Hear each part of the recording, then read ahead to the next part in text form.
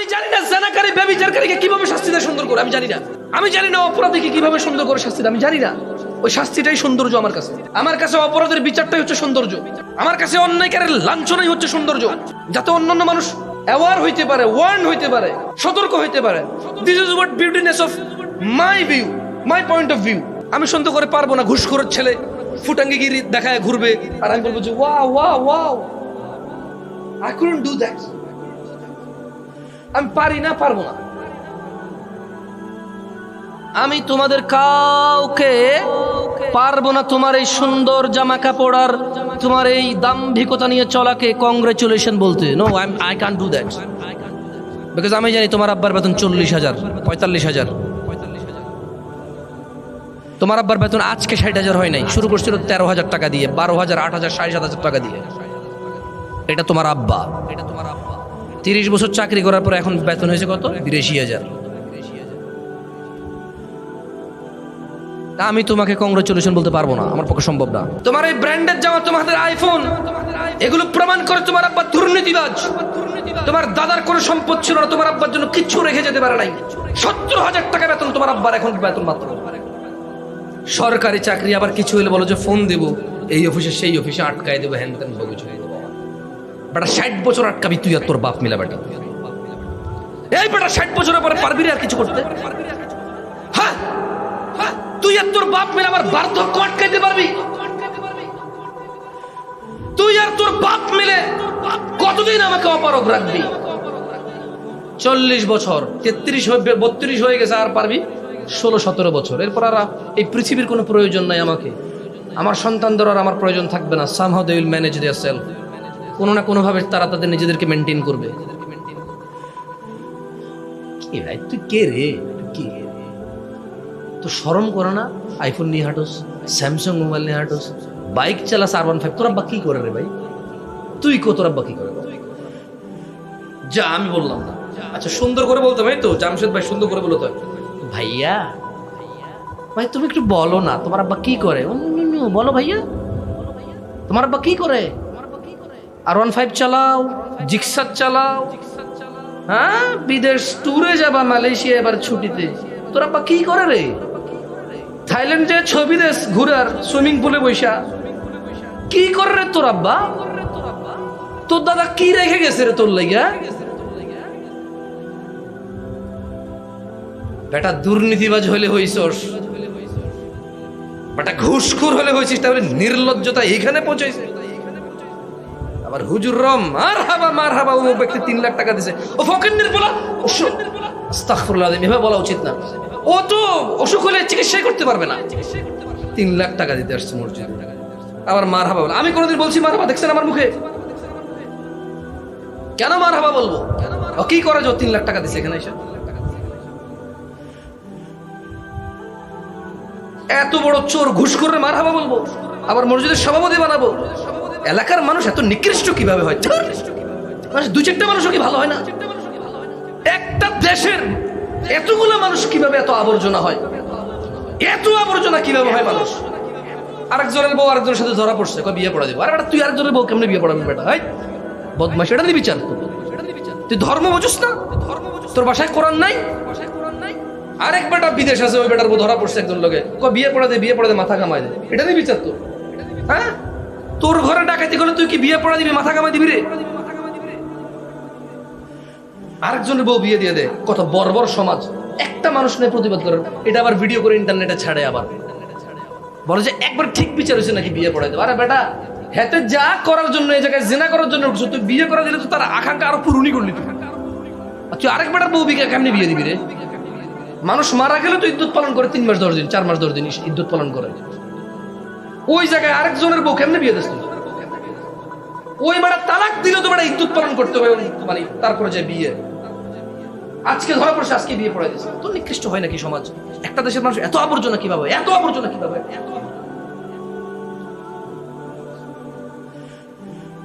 বিয়ের রাতে বলে যে তুমি কি করছো আমাকে বলো, আমি কিছু বলবো না কাউকে, তোমাকে মাফ করে দেবো। বলো যে আমি 7 জনের লোক, একজন লোকে শুধু ছিলাম। বলো যে কয়বার ছিলা? মেয়ে বলে যে না শুধু একবার, সত্যি বিশ্বাস করেন। এরপর আবার মেয়ের মা মেয়েকে ছেড়ে দিছে একা একা, একলা যায় একলা আসে, একলা যায় একলা আসে।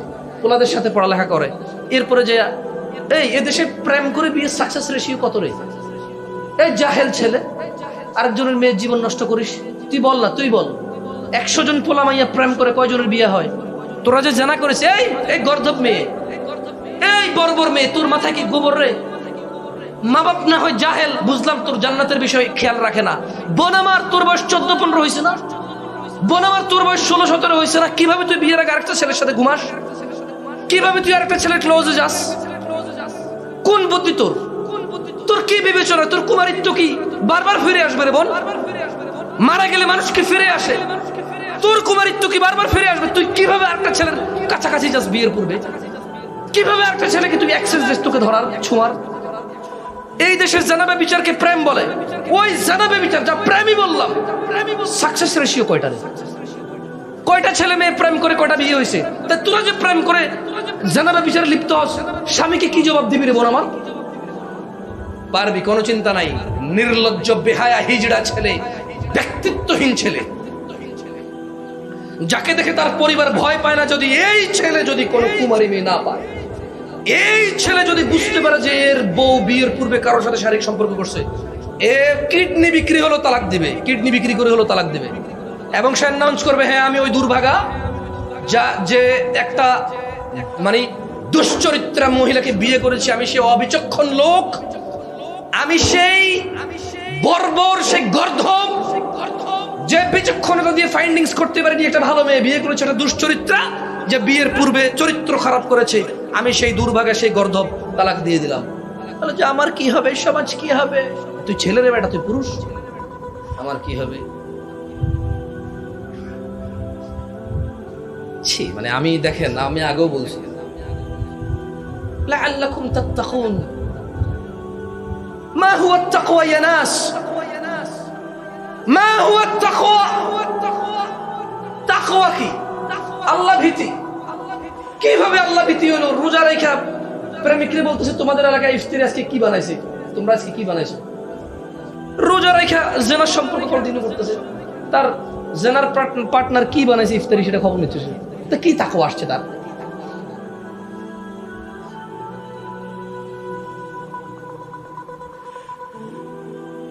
ইফতারের পূর্ব মুহূর্তে অফিস ছাড়ার আগে সরকারের লোক ঘুষ নিয়ে বেরোচ্ছে, কি তাকওয়া আসছে তার?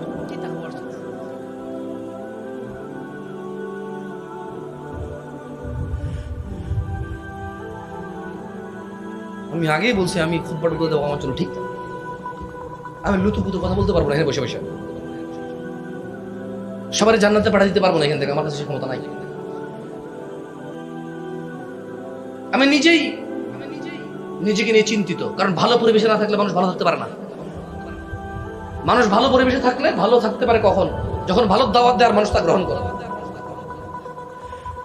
আমরা কেউ এখানে নবী রাসূল না যে হই আসবে, আমরা কেউ এখানে নবী রাসূল না যে আল্লাহকে অতটা ভয় পাইতে পারবো যতটা ভয় নবী রাসূলরা পাইছে। দিন দিন আমাদের কাছেও জিনিস সহজ হয়ে যাচ্ছে। যখন নতুন নতুন আসছি বাংলাদেশে, যত কিছু দেখলে গা ঘিন ঘিন করতো, যত কিছু যত অসহ্য লাগতো, এখন তা লাগে না। আমি আমাকে নিয়ে চিন্তিত। I'm worried about me. I'm not anymore worried about you. You are none of my concern anymore. আমি আর নিজেকে নিজে কনসার্ন করতে পারি না। সহজ মনে হয় রাস্তাঘাটে, অলিতে গলিতে, রিক্সায়, বিয়ে, গায়ে হলুদ, ইভেন রমজানকে উপলক্ষ করে পর্যন্ত গান বাজনা বানায় মানুষ। সহজীকরণ এমন পর্যায়ে গিয়ে পৌঁছেছে।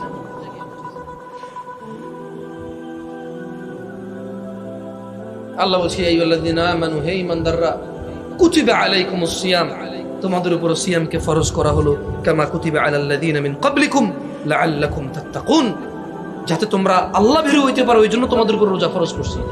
প্রত্যেকে আমরা রোজা রাখি, কিন্তু আমরা আল্লাহ ভীরু হইতে পারতেছি না। তা কেমন রোজা রাখি আমরা? একটা শেভ করা লোক বললো না যে রোজা আসছে আমি রোজা রাখি, এখন আমার তাকওয়া অবশ্য আমি আর শেভ করবো না। একটা বউ পিটানো লোক বললো না যে রোজা আসছে আমি আর বউ পিটাবো না। একটা জুয়ারি বললো না যে রোজা আসছে আমি আর জুয়া খেলবো না। একটা একটা ইয়াবাখোর বললো না যে আমি আর ইয়াবা খাবো না, রোজা আসছে আমি রোজা রাখি, আমার তাকওয়া বাড়ছে। একটা ঘুষখোর সুদখোর বললো না যে আমি সুদ খাবো না, ঘুষ খাবো না, রোজা আসছে আমি রোজা রাখি। একটা সিনেমা নাটকের নায়ক নায়িকা বললো না যে আমি রোজা আসছে রোজা রাখি, বলছে যে হালাল সিনেমা বানাবে। কি দেশ, কি মানুষ, কোন পর্যায়ে পৌঁছাইছি, কোন পর্যায়ে পৌঁছাইছি। সত্য কথাগুলো বললে শত্রু মনে করে, বলে যে সুন্দর করে বলেন। আরে ভাই সুন্দর করে কেমনে পিড়ায় আমি জানি না, আমি জানি না মানুষকে কিভাবে সুন্দর করে, আমি জানি না জানাকারী ব্যভিচারকারীকে কিভাবে শাস্তি দেয় সুন্দর করে, আমি জানি না, আমি জানি না অপরাধীকে কিভাবে সুন্দর করে শাস্তি দেয়, আমি জানি না। ওই শাস্তিটাই সৌন্দর্য আমার কাছে, আমার কাছে অপরাধের বিচারটাই হচ্ছে সৌন্দর্য, আমার কাছে অন্যায়কারের লাঞ্ছনাই হচ্ছে সৌন্দর্য। যাতে অন্যান্য মানুষ অ্যাওয়ার হইতে পারে, ওয়ার্ন হইতে পারে, সতর্ক হইতে পারে। This is what beautiness of my view, my point of view. আমি সুন্দর করে পারবো না ঘুষখোরের ছেলে ফুটাঙ্গিগিরি দেখায় ঘুরবে আর আমি বলবো যে wow wow wow, I couldn't do that. আমি পারি না, পারবো না। আমি তোমাদের কাউকে পারবো না তোমার এই সুন্দর জামা কাপড় আর তোমার এই দাম্ভিকতা নিয়ে চলাকে কংগ্রেচুলেশন বলতে। No, I can do that, because আমি জানি তোমার আব্বার বেতন 40,000, 45,000। তোমার আব্বার বেতন আজকে 60,000 হয় নাই, শুরু করছিল 13,000 টাকা দিয়ে, 12,000, 8,000, 7,500 টাকা দিয়ে। এটা তোমার আব্বা, 30 বছর চাকরি করার পর এখন বেতন হয়েছে কত? 82,000। আমি তোমাকে কংগ্রেচুলেশন বলতে পারবো না, আমার পক্ষে সম্ভব না। যদি তুমি সুখ 2-4-10 দিন খাইছো আর তোমার জীবন স্বাবলম্বী আর টাকার প্রয়োজন মিটে গেছে, অভাবের ঘাটতি পূরণ হয়ে গেছে, তাইলে বুঝতাম যে ঠিক আছে, সেরে গেছে। কিন্তু খেতেই হচ্ছে কৃষ্ণ। এই যে ছেলে, এই বিবাহের পূর্বের বহির্ভূত সম্পর্ক সে বিবাহের পরেও কন্টিনিউ কর। কারণ মনে রাখবা, ছোট ভাই, তোমার কাছে যদি মনে হয় যে বিয়ে করো নাই, বউ নাই, এই জন্য প্রেম করো, ভুল। এটা তোমার চরিত্র। বিয়ে করলেও তুমি করবে। যদি তুমি বিয়ে করো নাই এই রিজনে প্রেম করো, তাহলে তুমি বিয়ে করার পরেও প্রেম করবা, এতে কোনো সন্দেহ নাই। তাহলে পরো বিয়ে কাকে বলে বলো? বাংলাদেশে মানুষ আমরা আজও জিনা অবিবাহিত করলে বলে যে প্রেম, জিনা বিবাহিত করলে বলে যে কর প্রেম। বাট জিনা বলি, অবিবাহিত লোকের জিনাকে আমরা বলি প্রেম, বিবাহিত লোকের জিনাকে আমরা বলি পরকিয়া। তারপর আমরা জিনা বলতে রাজি, সুন্দর সুন্দর নাম নিয়ে আসছি।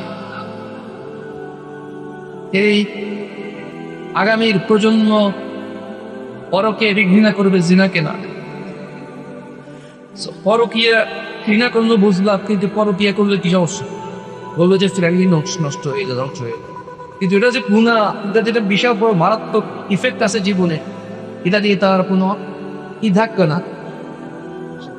এটাকে বলে কি, এটা নিয়ে ওরা কোনো মানে কনসার্ন থাকতে না যে গুণা বা পাপ বা আমার রিজিক কমবে, আমার হায়াত কমবে, আমার সুস্থতা কমবে, আমার সম্মান কমবে, এটা নিয়ে সে এ করবে। জন্মে যে একটা পরিবার নষ্ট গুণা আছে, কেঁদে এটা মানে আফসোস চাই তার আছে। আল্লাহর বিধিবিধান, আল্লাহ সবগুলো অপরাধকে বলছে করিও না, খালি জিনাকে বলছে কাছে দিও। আমার মনে হয় নেশা অবস্থায় নামাজের কাছে যেতে না করছে, আর জেনাকে জেনার কাছে যেতে না। লা তাকরাবুস সালাত, না নামাজের কাছে থেকে নেশা, মানে নেশার বস্তু থাকে। আর মানে জেনার বিষয় বলছে যে লা তাকরাব, কাছে যেতে না। এই রোজার কোন দিক, এই রোজাকে কেন্দ্র করে কে ইকুল খারাপ কাছে ছাড়ছে? আপনাকে অভিনন্দন, আপনাকে জামশেদ মজুমদারের পক্ষ থেকে অভিনন্দন, সারা পৃথিবীর সকল মুসলমানের পক্ষ থেকে অভিনন্দন। জিতে যাবেন আপনি ইনশাআল্লাহ। আল্লাহ বলেছে যে রোজাকে আল্লাহ ফরজ করেছে তাকওয়ার জন্য, আল্লাহ ভীরুতা অর্জনের জন্য।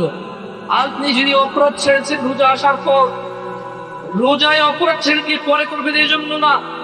রোজা আসছে, রোজা আসেন, আল্লাহ ভীতি যাচ্ছে, নিজে নিজে লজ্জা পাচ্ছেন অপরাধ করতে, আর অপরাধ ছেড়ে দিছে। আপনাকে স্বাগত, আপনি জিতে যাবেন ইনশাআল্লাহ। কারণ আপনার রোজা কবুল হওয়ার সম্ভাবনা বেশি, কারণ আল্লাহ কোরআনে বলছে রোজা আমি ফরজই করছি আল্লাহ বিরুদ্ধে বাড়ার জন্য। তো আপনার আল্লাহ বিরুদ্ধে বাড়তেছে, তার মানে রোজা আপনার কাজে আসতেছে, রোজা আপনার কাজে আসতেছে। আর আপনি যিনি কোন ধরনের কোনো অপরাধ ছাড়েন নাই, রোজা আপনার কাজে আসতেছে না। আমি কি বলছি রোজা রাখলেন না? আমি কি বলছি রোজা কবুল হচ্ছে না? হ্যাঁ, আমি বলছি রোজা আপনার ফরজই করছে আল্লাহ বিরুদ্ধের জন্য, আর আপনি কোনো অপরাধী ছাড়তে পারতেছেন না। আসলে আপনার কি কাজে আসতেছে আপনিই করেন না, আমি বললাম যা। আজকে আসলে আমি একটু ফ্রাস্ট্রেটেড, আমি একটু বিরক্ত। আমি বিরক্ত এই জন্যে, বাংলাদেশের প্রতি সামান্য কিছু সরকারি চাকরিজীবীরা 22 কোটি মানুষের সাফারের জন্য দায়ী। এই রাজনীতিবিদরা তাই সর্বোচ্চ 10%, 90% তাই হচ্ছে সরকারি চাকরি। এই 22 কোটি মানুষের সাফারিং এর জন্য দায়ী হচ্ছে অথরাইজড পার্সনরা, হচ্ছে কে? সরকারি চাকরিজীবীরা।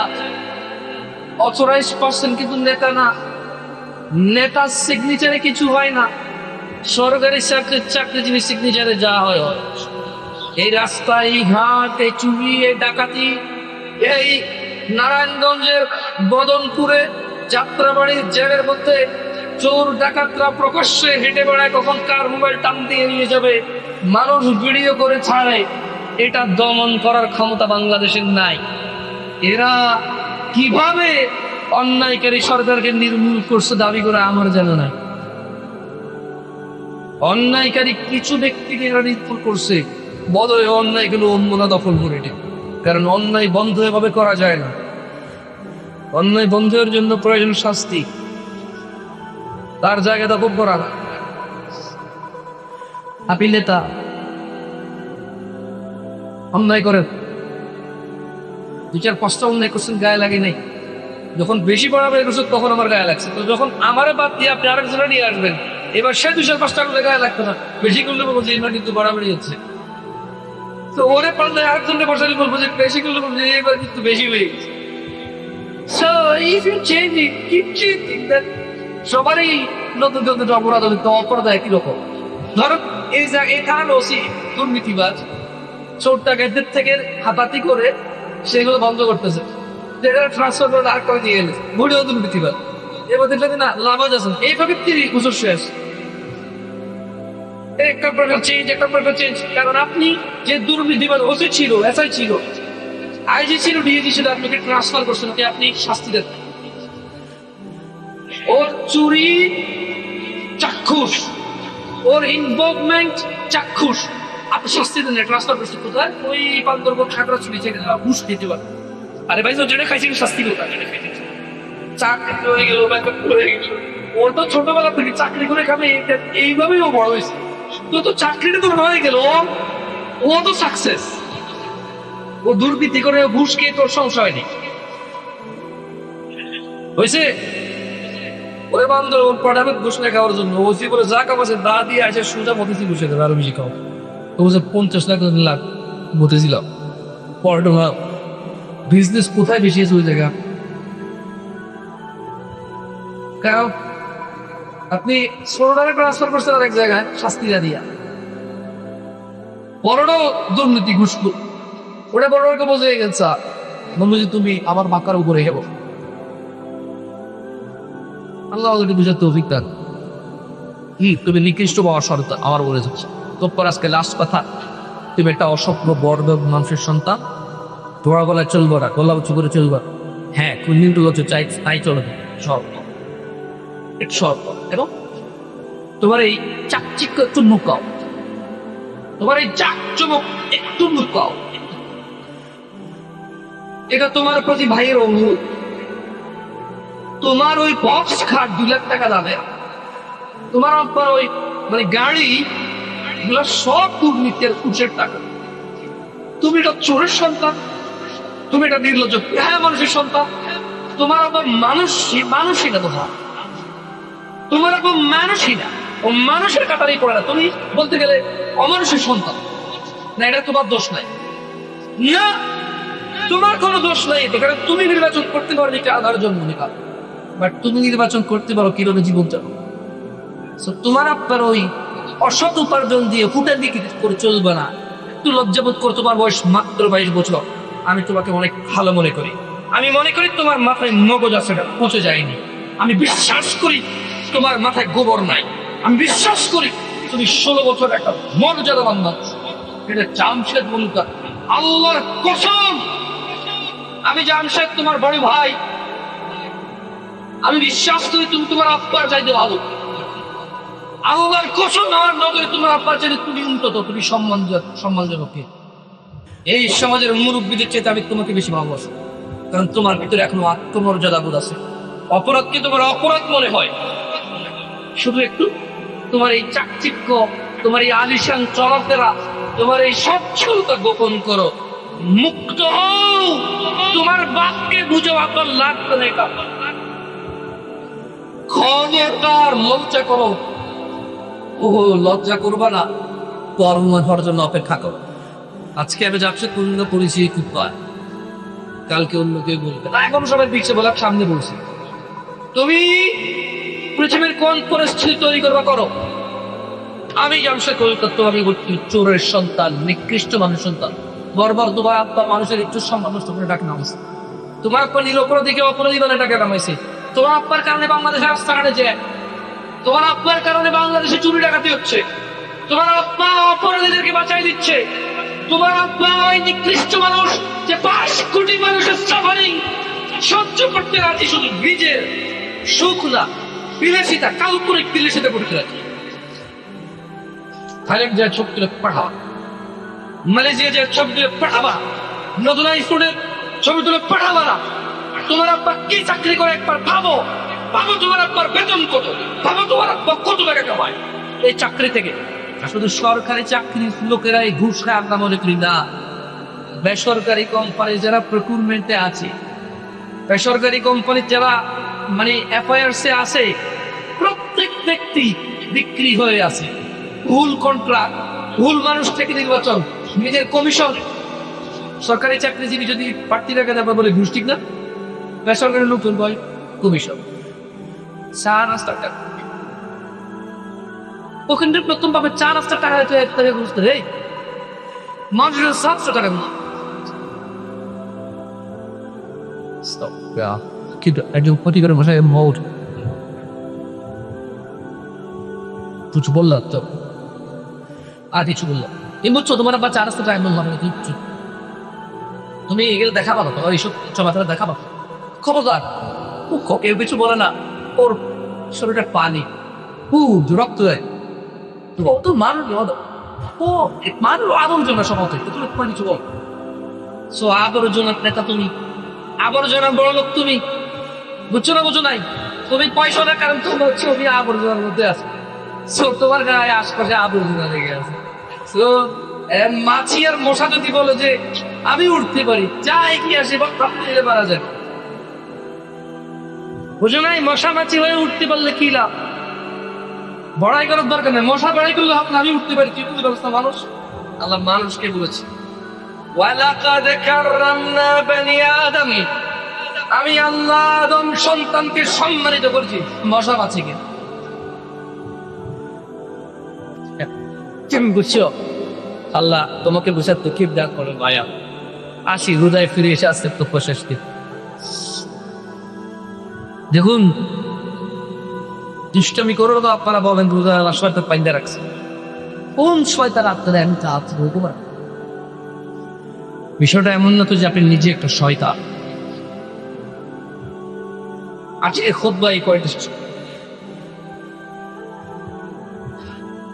রমাদানে তো আল্লাহ শয়তানকে শৃঙ্খলাবদ্ধ করে। কি করে?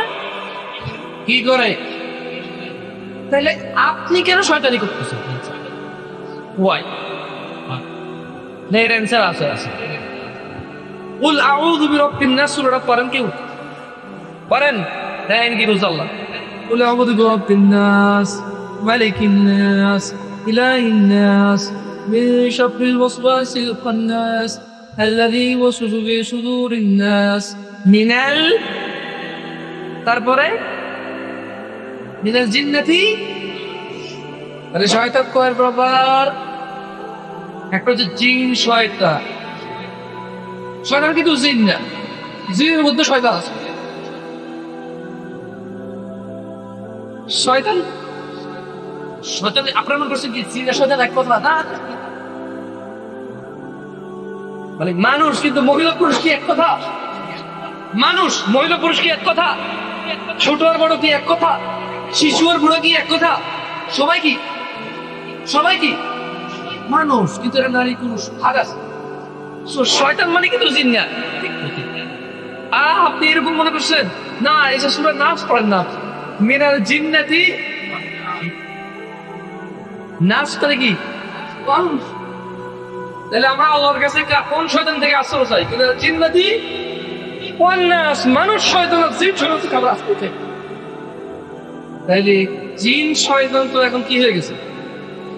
শয়তান এখন কি হয়েছে? শয়তান মানে এখন এটা মানুষ শয়তান আর জিন শয়তান, শয়তান কি হয়েছে এখন? এখন ধরুন শয়তান, তাহলে আপনি বান্দরানি করতেছেন কেন?